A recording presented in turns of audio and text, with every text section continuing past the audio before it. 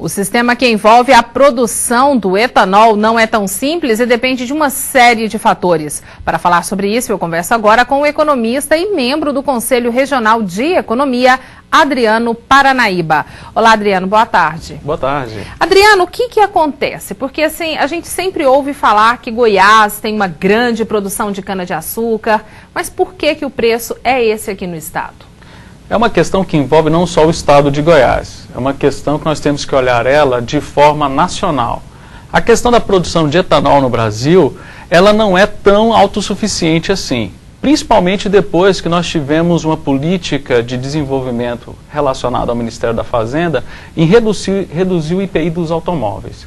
Com isso, houve um aumento da demanda de automóveis. E como o álcool é mais barato que a gasolina, houve um aumento generalizado da demanda por esse combustível.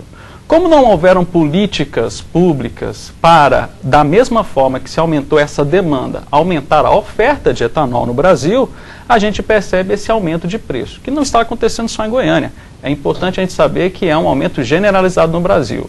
A gasolina não está aumentando muito porque foi retirado o etanol da gasolina. Se as pessoas forem reparar e perceber, a gasolina tem menos etanol justamente porque o etanol estava contaminando também o preço da gasolina. Então o governo federal preocupou aí em reduzir o IPI, mas não pensou nesses agregados que faz com que o mercado se movimente a partir da venda maior de veículos.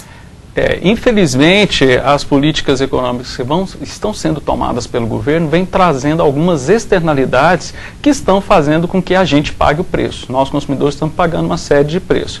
Eu lembro que a última vez que eu estive aqui no TJ Goiás, nós justamente discutimos essa questão dos benefícios da redução do IPI para se comprar um carro novo, e eu sinalizei essas duas questões principais, o aumento de combustível que aconteceria, e infelizmente a gente acertou nessa questão, e a outra questão é a questão do trânsito, que todos nós reparamos, o aumento de carros nas ruas tem realmente trazido o caos aí para o trânsito da cidade. Com certeza. Outra coisa, a gente tem mais ou menos umas 2 semanas que uma usina, ou foi a semana passada, uma usina em Santa Helena fechou. O que aconteceu? Porque a gente sempre ouve falar que estão abrindo usinas, novos no mercado, e essa fechou, e o que isso influencia aqui no mercado goiano? Não podemos negar que pode ter causado algum impacto, mas nós não podemos colocar isso como questão.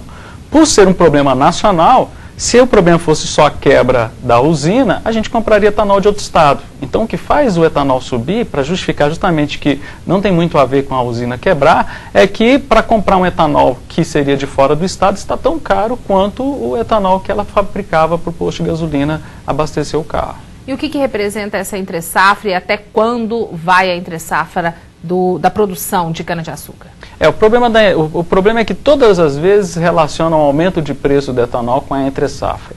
Eu acho que desde que existe safra, existe a entre-safra. E é importante que os 3 ministérios que discutem as questões agrícolas e agrárias, que é o Ministério do Desenvolvimento Agrário, o MAPA, que é de Abastecimento Agropecuário e Pecuária, e o Ministério do Meio Ambiente, eles têm que resolver essa questão de como fazer com que a gente não tenha esse problema da safra e da entre-safra. Porque a cana-de-açúcar, ela é uma cultura semi-perene.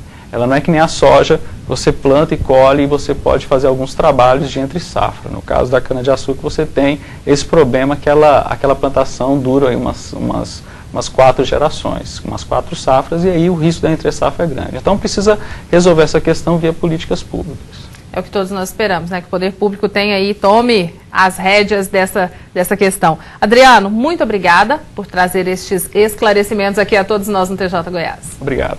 Até mais. Eu conversei agora com o Adriano Paranaíba, ele é economista e também membro do Corecon.